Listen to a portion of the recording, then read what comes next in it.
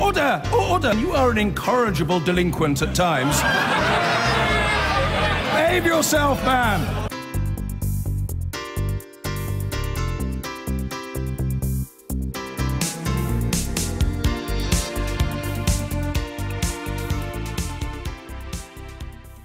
In March this year, the government's overhaul of trade union law, designed to tighten the rules around balloting for industrial action, came into force.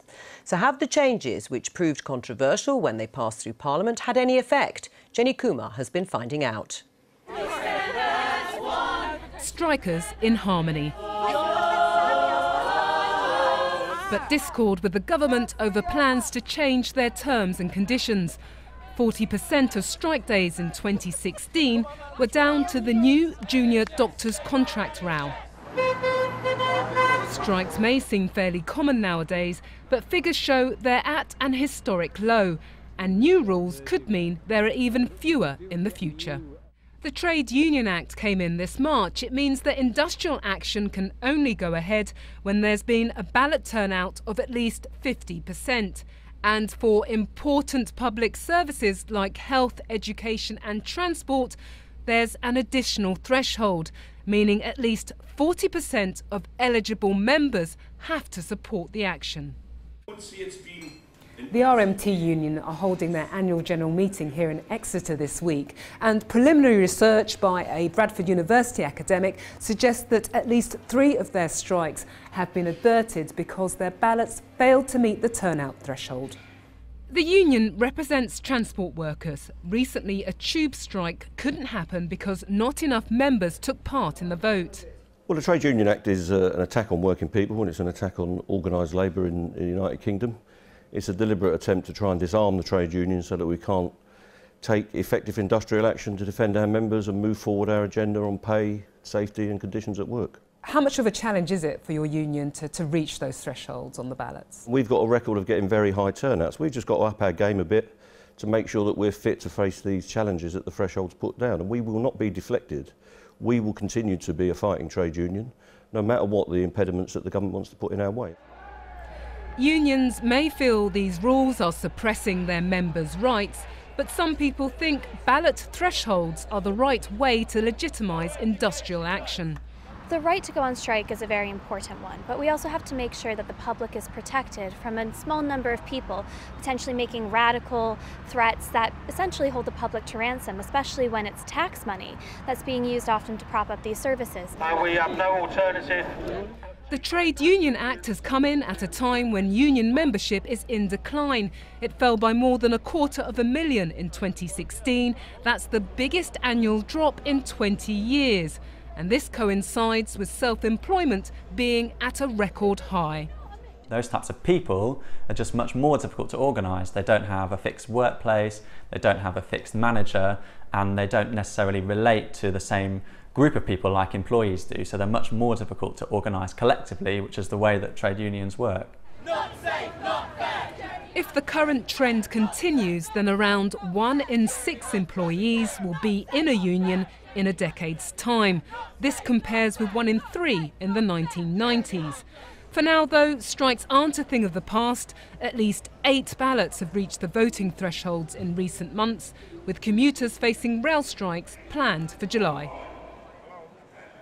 And we're joined now by the Conservative MP Robert Halfon. He was a minister until he lost his job in the reshuffle earlier this month, and he's called for his party to embrace the trade unions. And of course, Francis O'Grady of the TUC is still here. Francis, 3 RMT strikes have been averted due to the trade union bill, due to them falling below the threshold. Would you have rather these strikes had gone ahead? I would rather that the problem never arose in the first place. Well, that's not an answer to the question. Would you rather they simply gone ahead? Because strikes are always the last resort. But what I think is unfair is unions being saddled with this old-fashioned postal balloting when we know, and all good Democrats should want this, that we could massively improve participation in ballots if we had the right to secret and supervised workplace ballots, or indeed e-balloting. We're the only organisation in Britain that is banned from using e-balloting to conduct votes, again, under strict conditions, safe and secure, it seems wrong and unfair. And as Democrats, we should all want to see good participation. Don't you want to see that too? You're a great believer in trade unions. You want to see more Conservatives join trade unions. So if you went down the road that Francis has outlined with more accessibility, then of course they would exceed the threshold on ballots. Yes, so let me make a first point that this is not about stopping people going on strike. It's about turnout and threshold, and it's about workers' rights and workers' welfare, and that means all workers, those who may, for example, if you have a tube strike, it affects millions of workers and it affects people who are going to hospital and so on and so forth. That's why the threshold and the turnout thing was introduced. However, I'm fully in favour of online voting for trade unions. Frances will know that I talked with her when I was in government about this, and I know there is an inquiry into it at the moment that the government are carrying out. Right. And I think it's something, if we're saying to trade unions that we want a threshold, a fair threshold and a fair turnout, especially in important services like the tube and the underground and emergency services, then it's right that there should be online voting. Right, but should you have waited then to bring in a trade union law on raising the threshold for turnout until those things had come into place? Well, I think online voting, whilst I'm fully in favour, is quite complex. I think it's right that they look at the best options for it, but I've always supported it, and I think that the principle had to be there that because local tube strikes were affecting millions of people unfairly, so I think that they're right to get that principle of threshold of turnout in. And actually, if people really felt strongly about voting in a ballot for strike action, they would do by any means. And in fact, hasn't this law, in the way that Robert Halfon has said, just stopped militants holding unions and taking union action for granted?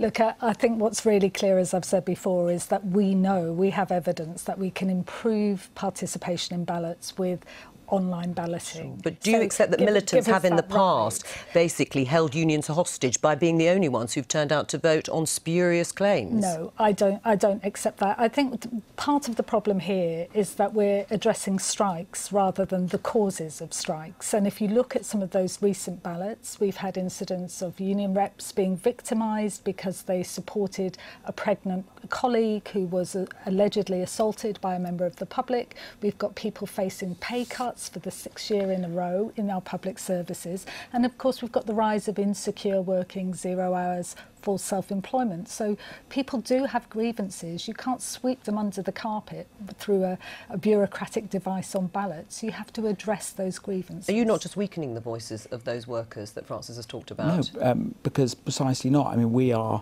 saying that what we want is a fair turnout and fair thresholds, because if there is a local dispute and then a small number of people, millions of Londoners, or wherever it may be, are held to ransom and not able to get to work. Workers' rights must apply to everyone, those involved in the trade union dispute, as Francis said, but also to those millions of workers who are trying to get about their daily business, who have nothing to do with that dispute. I think the problem is this Trade Union Act, which of course was amended hugely, partly because people across the parties, churches, employers didn't want it either.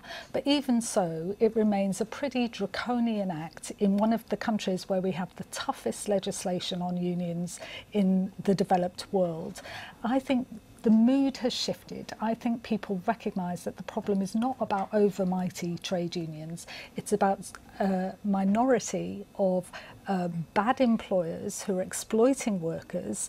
And the problem is that you've put more power in their hands and stopped us being able to tackle those injustices at, you know, ASOS, Sports Direct, Uber, Deliveroo, you name it. Well, I think with Uber and Sports Direct, clearly Parliament's played a huge role in outing the abuses.